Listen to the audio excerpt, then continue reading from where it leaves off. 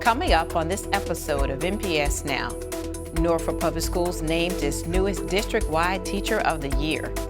Middle school students showed off their legal skills at the Norfolk Courthouse, and the school system celebrated the month of the military child. Later in the show, we'll meet a very special GATE scholar from Norview High School. All that and more next on NPS Now.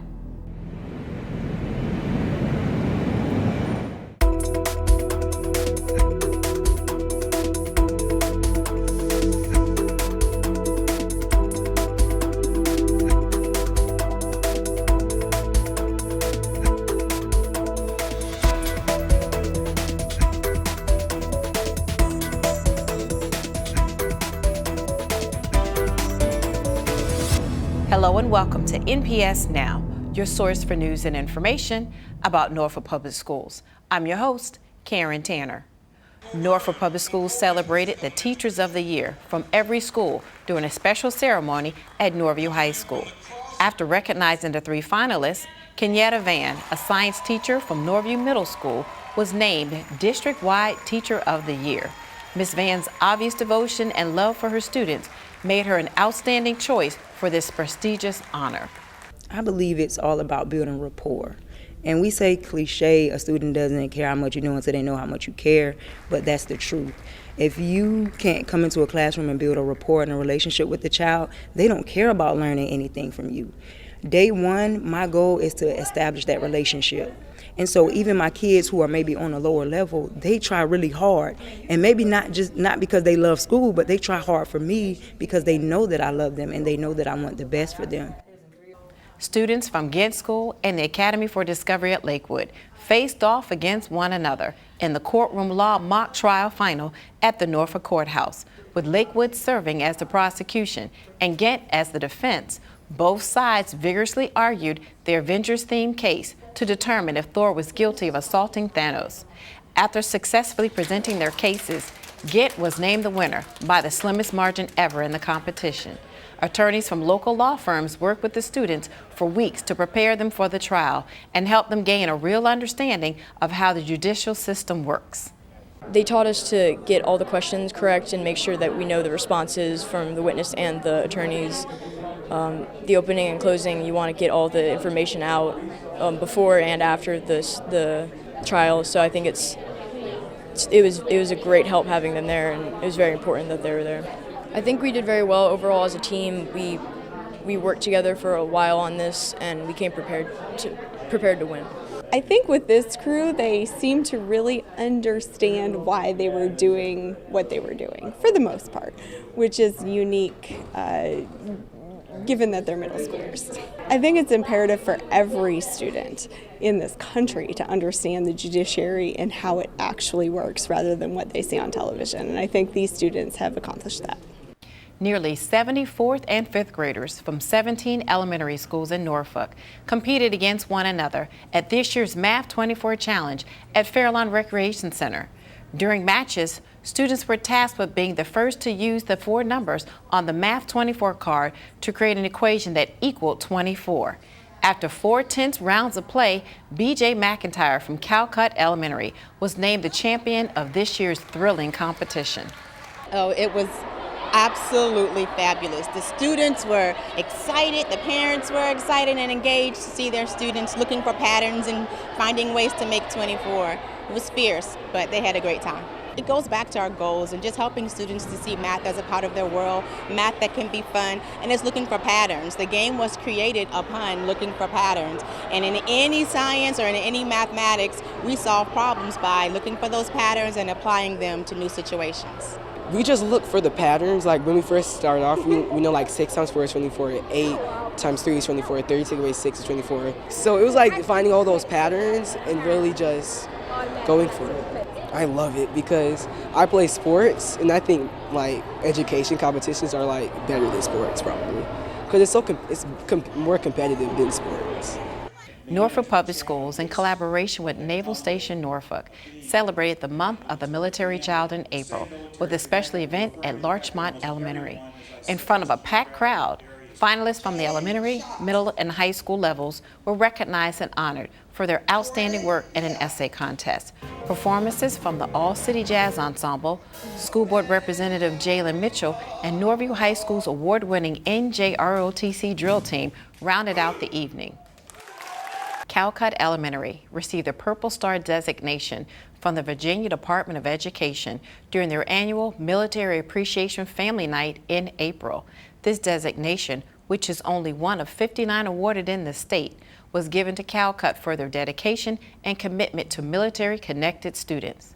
As part of the event, a parent read the book, Night Catch, and a copy of the book was given to each family in attendance. After the ceremony, Calcutt's PTA served dinner to all the families in appreciation for their service. Terrellton Elementary hosted their annual event recognizing military-connected students during the month of the military child. The Norfolk Sheriff's Office provided student IDs on site, while the Military Aviation Museum enabled students to experience flight through a simulator.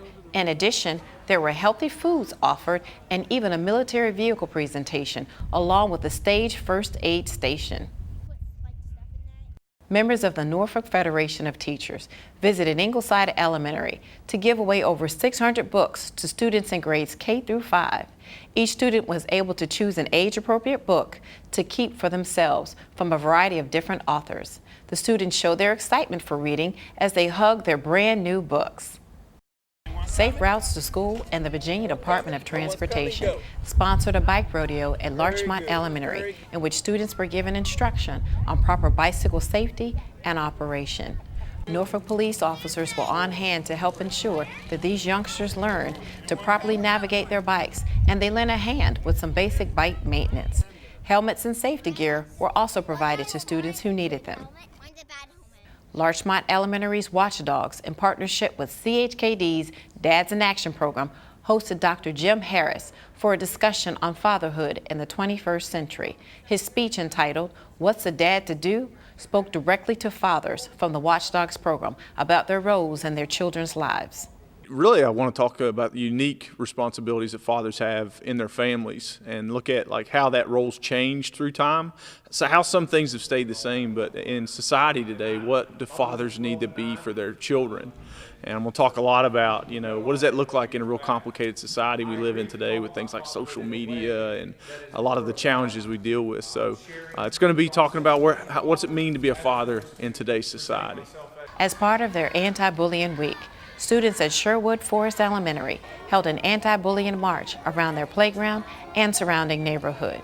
The students designed posters and signs and chanted anti-bullying slogans as they marched. This parade was designed to promote awareness about bullying and how to prevent it in schools. Approximately 90 individuals and groups were recognized for their achievements during the spring school board recognition ceremony at Booker T. Washington High School. NPS students and staff members received congratulations from the superintendent and school board members and certificates honoring them for their excellence in academics, athletics, and the arts. If you have any great story ideas or events happening at your school, please be sure to contact us at npsnews@npsk12.com. Stay tuned for more NPS Now.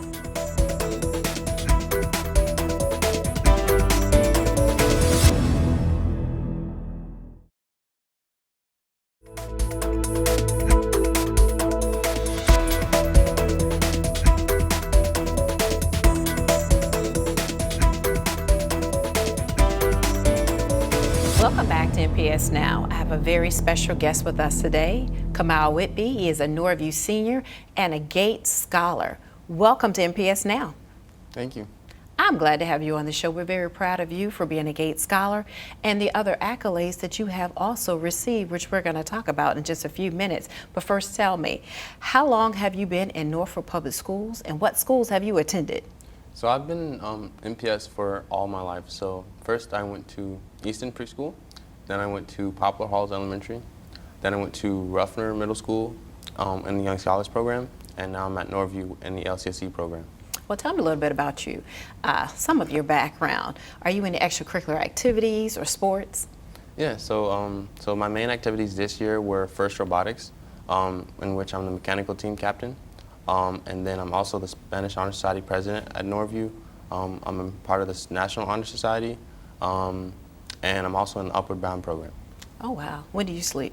That's a lot. That's a lot. So I understand that, you know, I spoke to Commander Littlejohn and other folks at Norview. They're very proud of you. And he said you may have had just a little tougher time than some other students in Norfolk schools. So what are some of the obstacles maybe that you had to overcome, you know, for graduation?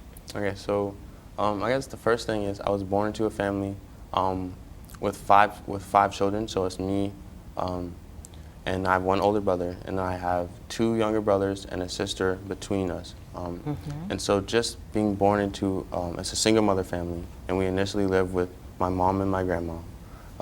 And just we really struggled financially those first couple years until when I was about 3, we moved in with my granddad. And things definitely got better, but things still sometimes we just struggle with certain things. So I think that financial aspect is definitely one of the greatest challenges I faced. And then as far as me personally, I have a visual impairment called retinitis pigmentosa. That basically it's like a degenerative visual impairment, meaning that one day I could eventually go blind. And so I'm doing training with my vision teacher to help me navigate in the case that does happen. But those are definitely two of the biggest struggles that I faced, and just everything that surrounds being in a low-income household, just like the day-to-day things that you may not think about that some people take for granted.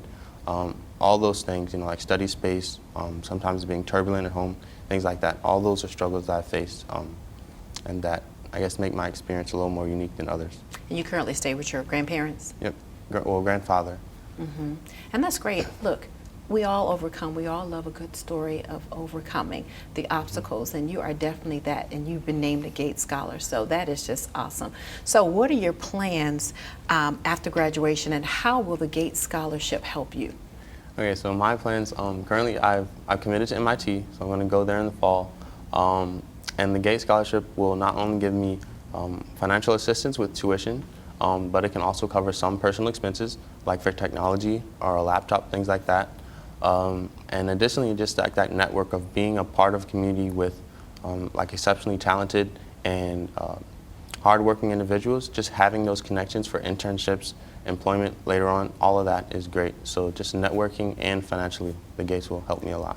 Right, and so MIT was your choice, but what other universities were you accepted to? Okay, so I applied to MIT, I also applied to Princeton and was accepted, and then I also applied to Rice and was accepted there. Tell me a little bit more about the Gates Scholarship. What does that cover for you? Okay, so like I said, it can cover tuition, personal expenses like a laptop, technology, just books, anything college related, anything educational they'll cover. So what other national scholarships did you receive? Okay, so I also applied to the Jack Kent Cooke Foundation Scholarship, and I was awarded that, and the Ron Brown Scholarship, and I was also awarded that. How much are you getting for both scholarships? So the Ron Brown Scholarship is up to $10,000 a year, and the Jack Kent Cooke Foundation Scholarship is up to $40,000 a year. How did the LCSE program prepare you academically? So just the rigor, like where we take AP classes, we take courses centered around STEM interests, and for me, wanting to major in mechanical engineering, having that STEM background was very important for me and very attractive to university when I applied, saying that I wanted to be an engineering major. So just the rigor and then the community, the support system I've had at Norview was something that I really, really appreciate, and that's helped me grow throughout these 4 years. How did you feel about the leadership classes? So the leadership classes definitely pushed me to grow. Like me personally, I would say I'm a more reserved person, but they helped me with my public speaking skills. They've helped me just kind of figure out who I wanted to be and develop my own path, chart my own path instead of trying to, I guess, follow more traditional routes. So over 300 Gates Scholarship winners. How did you and your family feel, or how did you all react when they found out that you won? So I think we all just felt, well, I felt really honored, and I'm sure they're very proud, and just blessed that I had the opportunity to have my entire tuition covered and not have to worry about anything financially for college. What's exciting is Norfolk has had several Gates Scholars, and you have your master's and your doctorate covered. That's a blessing. Yep. I think I was picking with you earlier saying Dr. Whitby, right? So why do you think you were selected for the Gates Scholarship? How did that process work? So I think it's a multi-stage application process. The first step is probably just general information like scores, GPA, things like that, class rank, and then they move on to other things like recommendations and essays, and so that's the process. And an interview, that's the final stage. But so that's the process. And as far as that's pretty much the whole process there. Mm-hmm. So why do you think you got chosen for this? Oh, so I think they chose me because of the uniqueness I have as a person, like my personal attributes, my character, and I think the most important thing is my fortitude, like being able to overcome obstacles. In addition to having like high academic ability, I think that is what sets me apart. Mm-hmm. So why do you think you were able to overcome so much and be highly successful? You mentioned fortitude. Right. I think it's the development of that fortitude that's helped me get this far, and I think it's the combination of having a tough background, but then also having the wisdom and the knowledge that what I'm doing is worth it. And so like I've been getting that from my granddad, from my teachers, and from God as well. Like that's been a serious motivation for me is my faith. Exactly. So all of those things have helped me get where I am today. And so the LCSE program, it impacted your education. Right. Tremendously. How has Norfolk Public Schools helped you academically, looking from elementary to middle and high school, prepared you for this time? So overall, I think it's just the resources and opportunities that I have in this school district. Like I said, I was part of the Upper Bound program. I was introduced to that in middle school, and that's helped me a lot academically. And just the support that I get from all the schools I've been to, everybody's willing to help you out. If you're willing to get somewhere in your life, they're willing to help you get there. That's great. And you, with Upward Bound, you kind of had some type of foresight of what college life is like and what it was going to be like. Right. So we are very proud of you. You are a great student and possibly number 3 in your class? Right. Ah, great. Well, congratulations on your designation as a Gates Scholar, and we will look for great things coming for you. Thank you. Thank you. And we want to thank you for watching NPS Now. It airs weekly on WNPS, Channel 47, or you can view us online at www.npsk12.com. If you have any great story ideas or events happening at your school, email us at npsnews@npsk12.com. Again, we want to thank you for watching NPS Now.